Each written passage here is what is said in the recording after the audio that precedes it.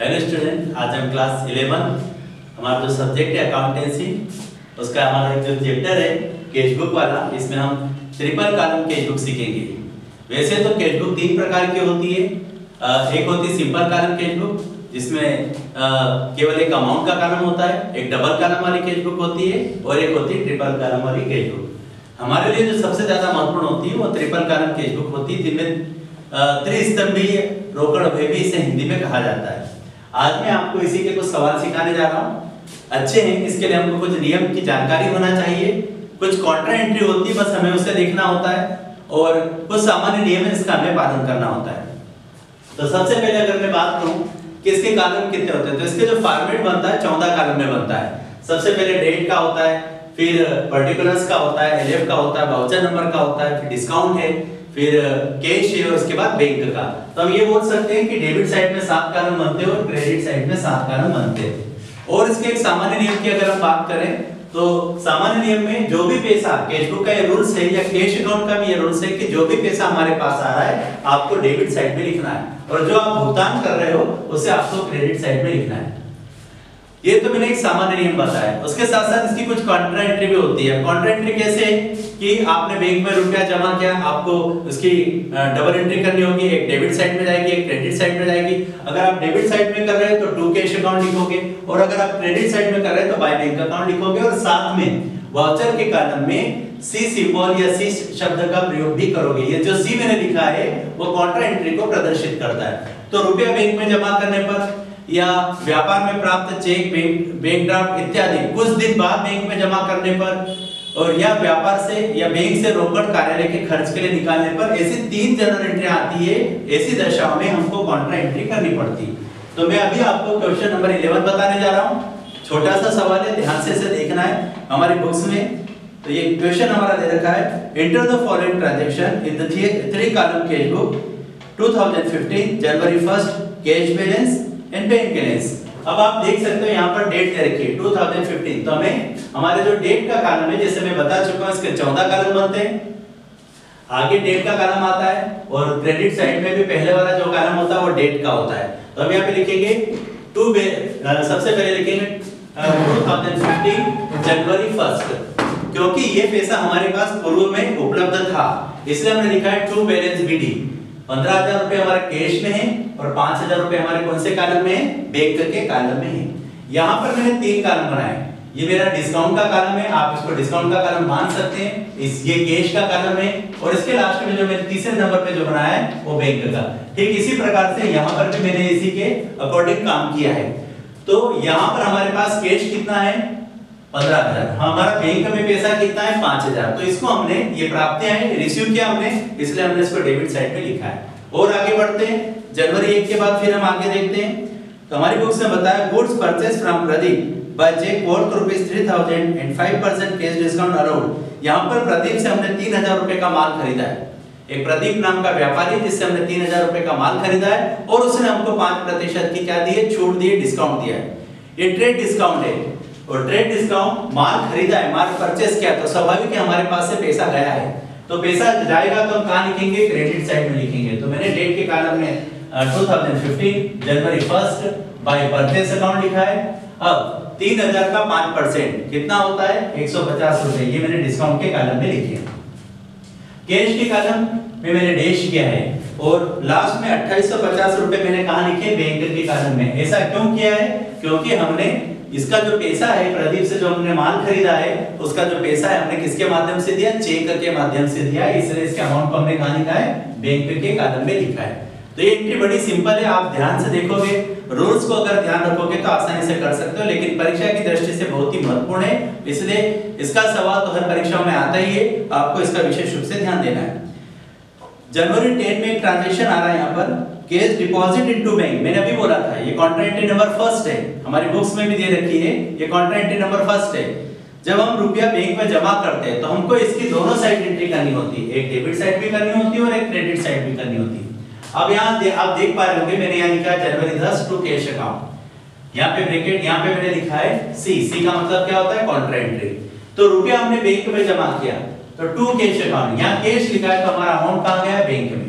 फिर ठीक इसी प्रकार से कॉन्ट्रा एंट्री एक और करिए, जनवरी 10 बाय बैंक अकाउंट। अगर हमने यहाँ टू कैश अकाउंट लिखा है तो यहाँ हमको बाय बैंक अकाउंट लिखना होगा अकॉर्डिंग टू रूल्स। ये सी मतलब काउंटर एंट्री बैंक में यहाँ बाय बैंक अकाउंट लिखा है इसलिए इसका अमाउंट कहाँ जाएगा, कैश के कॉलम में जाएगा। तो ये काउंटर एंट्री नंबर फर्स्ट थी जिसकी हमको पूर्ण जानकारी होना चाहिए। और आगे बढ़ते हैं। जनवरी 25 सैलरी पेड ₹500। अब हमने क्या किया, वेतन का भुगतान किया। वेतन एक प्रकार सैलरी एक प्रकार की खर्चा है, एक प्रकार का एक खर्चा है, इसलिए इसको हम कहां लिखेंगे, क्रेडिट साइड में। तो हमने लिखा जनवरी 25 बाय सैलरी अकाउंट और कैश के कॉलम में हमने कितने रुपए लिखे, 500 रुपए।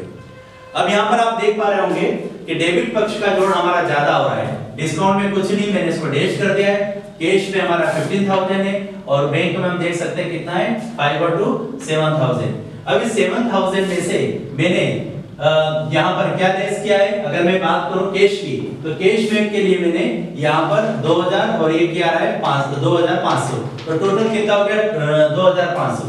तो ये 15,000 में से मैंने 2500 को लेस किया है। तो मेरा आंसर यहाँ पे निकला है जनवरी 31 बाय बैलेंस शीट कितना है 12,500 रुपए।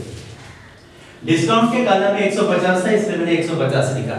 तो कैश हमारे पास 15,000 था, हमने यहाँ पर खर्च कर दिया, आप देख पा रहे होंगे 2500 रुपए, तो हमारा आंसर आया 12,500 रुपए। ठीक इसी प्रकार से कैश हमारे पास यहाँ पर कितना है 7,000 रुपए, कहाँ पर डेबिट साइड में, और यहाँ हमने खर्च कितना किया है तो आप देख सकते हैं 2850 रुपए। तो ये 2850 को हम 4000 में 7000 में से माइनस करेंगे तो हमारा जो आंसर निकलेगा 4150 रुपए। और ये कौन सी तारीख को निकलेगा, तो हम यहाँ पे लिख सकते हैं जनवरी 31।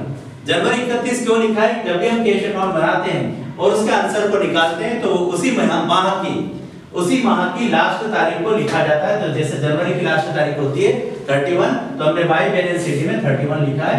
इस प्रकार से सवाल हुआ है। तो आपको यहाँ पर हर माह की लास्ट तारीख भी मालूम होना चाहिए।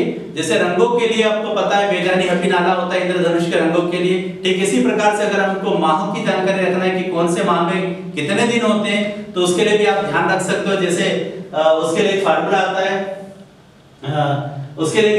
आता है, सी अप जून सब 30 के बाकी के 31 के। एक छोटा सा फार्मूला है, हिंदी मीडियम में बताया गया है। सी अप जून सब 30 के, सी का मतलब सितंबर, अप का मतलब अप्रैल, सी अप जून, तो जू का मतलब जून से, न का मतलब नवंबर से, सी अप जून सब 30 के बाकी के 31 के। बाकी जो छूटी हुई चीज है वो सब कौन सा होगा 31 का। और फिर फरवरी और लीप माह ये तो आप जानते हैं, तो उसके बारे में आपको पता है। तो इस हिसाब से आपको लास्ट डेट भी पता होना चाहिए। तो ये ट्रिपल कॉलम कैश बुक है जिसकी जानकारी आपको पूर्णतया होनी चाहिए। अब हम अगले सवाल की ओर चलते हैं। हमारा क्वेश्चन नंबर है 31। 13 पे चलते हैं और 13 में क्या दे रखा है उसको देखते हैं। अब ये 13 में दे रखा है यहाँ पर कैश बैलेंस है और उसके साथ साथ बैंक बैलेंस है। और ये दोनों कैसे बैलेंस है, तो डेबिट बैलेंस है। आप अमाउंट भी देख सकते हैं, यहाँ पर दे रखा है 18,000 और 14,000। ठीक है, तो हमने यहाँ पर लिखा है कैश बुक। ये भी कौन सी कैश बुक है, तो हम चाहे यहाँ लिख सकते हैं ट्रिपल कॉलम कैश बुक। ये त्रिस्तंभी रोकड़ बही है। त्रिस्तंभी क्यों बोलते हैं, क्योंकि इसमें एक कैश डिस्काउंट का कॉलम होता है, कैश का कॉलम होता है, एक बैंक का कॉलम होता है। तो यहाँ पर हमने ट्रू बैलेंस बीडी में लिखा है 15,000 रुपए। फिर हमने लिखा है जनवरी 2 को ट्रू बैलेंस बीडी, आप देख सकते हैं उसको। यहाँ पर हमने कितने रुपए लिखे 12,000 रुपए। क्योंकि यहाँ पर डेट की बात है तो डेट अलग अलग दी गई है, तो अलग अलग डेट के हिसाब से हमने इस सवाल को किया है। जनवरी 2 को हमारे पास बैंक में कितने थे 15,000, जनवरी 1 को 15,000 थे, जनवरी 2 को हमारे पास बैंक में कितने हैं 12,000। तो इस प्रकार से हमने लिखा है। और हम आगे बढ़ते हैं इसमें, तो एक और कॉन्ट्रा एंट्री आ रही है जनवरी 7 को, डिपॉजिट इनटू बैंक। हमने पैसा कहां जमा किया, बैंक में। जैसा मैं पहले बता चुका था कि ये कॉन्ट्रा एंट्री है और इसका दोनों तरफ प्रभाव पड़ेगा। तो जनवरी 7 वाली आप देख सकते हो दोनों साइड में एंट्री करिए। एक यहाँ पर लिखा है, एक क्रेडिट साइड में लिखा है। तो यहाँ लिखा है मैंने जनवरी 7 टू कैश अकाउंट क्रेडिट, और जनवरी 7 बाय बैंक अकाउंट और क्रेडिट लिखा है। इसका अमाउंट कितना है हमारे बुक्स में दिया गया है, तो यहाँ पर हम इसका अमाउंट लिखेंगे। चूंकि हम कैश में लिख रहे हैं तो इसकी कॉन्ट्रा एंट्री कहां पे जाएगी, बैंक में। और चूंकि यहाँ पर हमने बाय बैंक अकाउंट लिखा है तो बैंक की एंट्री कहां पर जाएगी, कैश में 1000 रुपीस जाएगी। ये कॉन्ट्रा एंट्री जिसका दोहरा प्रभाव पड़ता है, ये हमें ध्यान रखना चाहिए। उसके बाद जनवरी 15 की अगर हम बात करें तो यहाँ का है check received from Rakesh allowed discount, मतलब राकेश से चेक मिला है हमको 975 रुपीस, और उसका हमने जो डिस्काउंट दिया है वो कितने रुपए का दिया है 25 रुपीस का। तो राकेश से हमारे पास चेक आ रहा है। यहाँ रूल से जो भी पैसा आएगा हमारे पास उसको हम कैश अकाउंट में कहां लिखेंगे, डेबिट साइड में। तो इसी प्रकार से मैंने यहाँ लिखा है जनवरी 15 टू राकेश, क्योंकि पैसा हमारे पास आया। कितने रुपए आए हैं? तो चेक के माध्यम से हमारे पास पैसा है। यहाँ पर भी एक रूल है कि अगर आपके पास पैसा चेक के माध्यम से आता है तो आप उसको कैश अकाउंट में लिखोगे और डिस्काउंट की राशि इतनी यहाँ पर दी गई है। ठीक है, इसके बाद उक्त चेक को बैंक में जमा किया है। ये 15 तारीख का जो चेक है उसको हमने बैंक में जमा किया है। कौन सी तारीख को किया है? 25 को। तो ये भी कॉन्ट्रा एंट्री नंबर सेकंड है, जिसमें हम लिखेंगे टू कैश अकाउंट और बाय बैंक अकाउंट। यहाँ पर आप देख सकते हो मैंने 975 लिखे हैं, यहाँ पर भी मैंने 975 रुपए लिखे हैं। और जोड़ना, आंसर निकालना ठीक उसी प्रकार का है। क्योंकि यहाँ का जोड़ ज्यादा आ रहा है डेबिट साइड का और क्रेडिट साइड का मैंने डिफरेंस निकाला।